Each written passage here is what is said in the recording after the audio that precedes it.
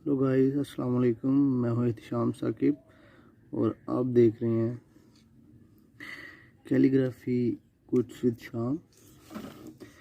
तो आज मैं आपको बताऊंगा कि अली नाम कैसे लिखते हैं। चलो शुरू करते हैं।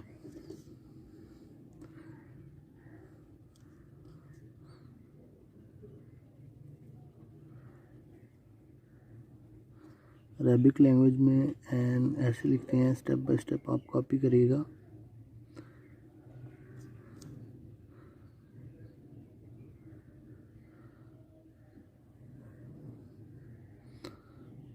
इसको बिल्कुल इसके साथ साथ लेके आना है, बिल्कुल स्ट्रेट, और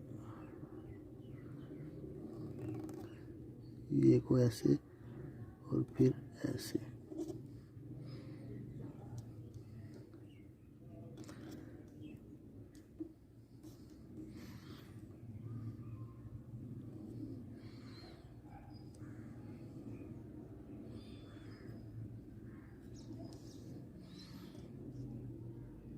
यहाँ पे एन लिखेंगे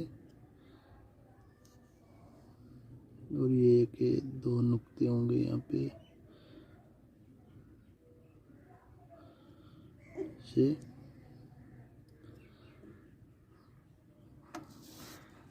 और ये इस तरह हम लिखेंगे अली। इंग्लिश में भी आपको बताता हूँ। ये हम ऐसे लिखेंगे, ये एल होगा और ये आई, अली।